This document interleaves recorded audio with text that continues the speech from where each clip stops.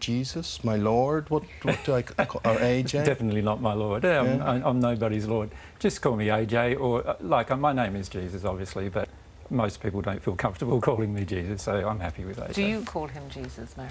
On occasion I do, yeah. How does it feel, though, Jesus, talking to us today and everybody watching at home and knowing that 99.9% of that audience are mocking you, or laughing at you, or saying, this man is bonkers and she must be as bad as him? Well, I've experienced that kind of treatment most of my life in the first century, as well as the life now. We also receive that kind of treatment. So we're fairly used to that kind of treatment. I think when the majority of people actually hear or listen to what we say, then of course they have a much deeper interest in what's going on, and often they... Is the second coming more difficult than the first coming? No, I mean, no one's going to kill you this time around. I suppose from that point of view, it's better. Certainly, there are a lot more opportunities in this coming than in the first coming. Obviously, in the first coming, we could only spend time sharing with people through the word of mouth, whereas in this coming, we've got things like, technology to share the truth with people, which is something that we do quite a lot of nowadays. Through what? Through Facebook and Twitter and social media, or...? No, we only do it through YouTube or through our own website. So we only share those things, and it's all for free. Nobody has to pay anything to listen to the YouTube channel or to get anything from the website. But there's almost 1,000 hours of material. Because there has been that accusation, hasn't there, is that people pay and you have DVDs and cassettes to listen to and books. It's a big cult So that, following. people are saying, oh, you're just creating a cult and you're exploiting people.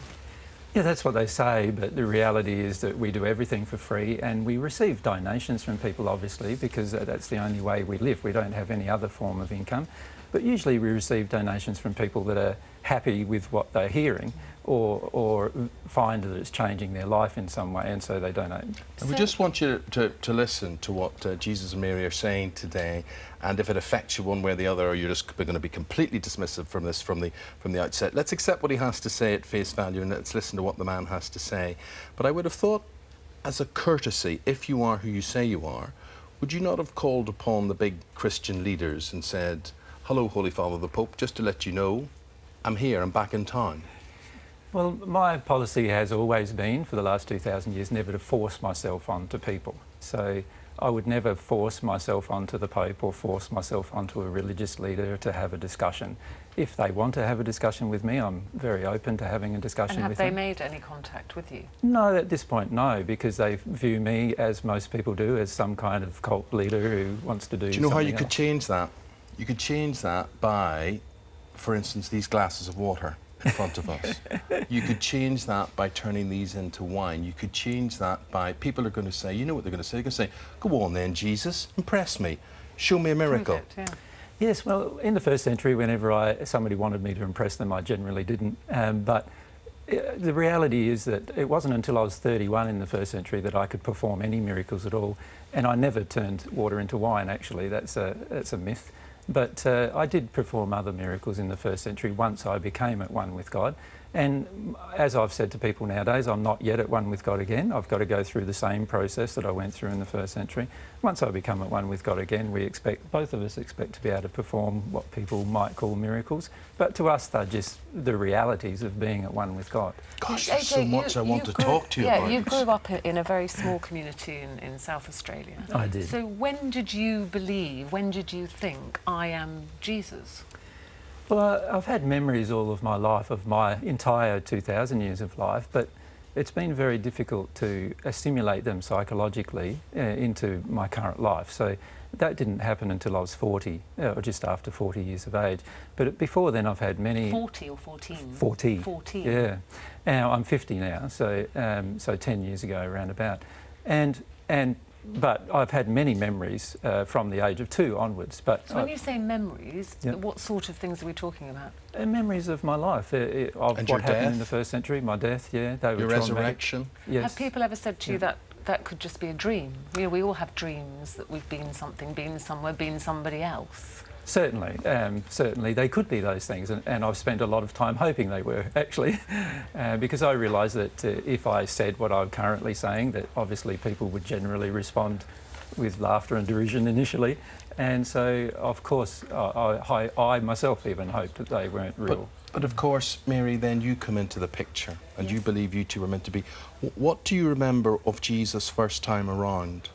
In the first century, when we knew each other, I remember him as very similar to how he is now, a very humble man, a very kind man who gave a lot to others without expectation or demand upon them.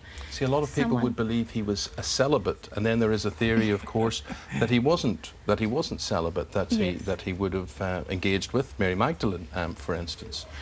Well, he did. we got married in the first century. I was celibate before then. Yeah, that's true.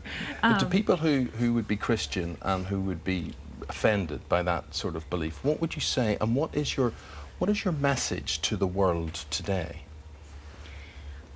You want to go? Well, the primary message is that there's two forms of love. There's the love that comes out of the individual, given to another, and there's God's love that can enter the individual. And God's love has the power to transform not only the individual into becoming a more loving person, but also transform the world.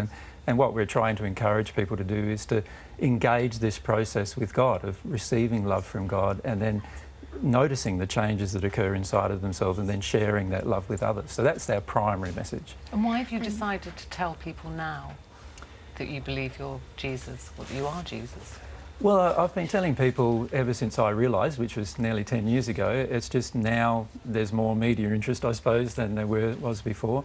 As soon as I realised that I was Jesus, I felt I had to be honest with people about my identity, so that's what I did. And so, but in terms of sharing the divine truth with them, or God's truth with them, as soon as all of my life I've desired to do that, and I've spent a lot of my life trying to share what I felt was God's truth. And do with you others. talk to God the Father? Are you in communication with the Father? Yes, but not in the manner that most people believe.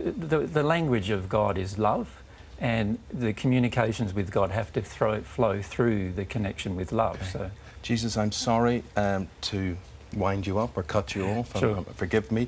We head to the news. We've got to do that. It has been amazing meeting you. Thank you very much indeed. What do you think?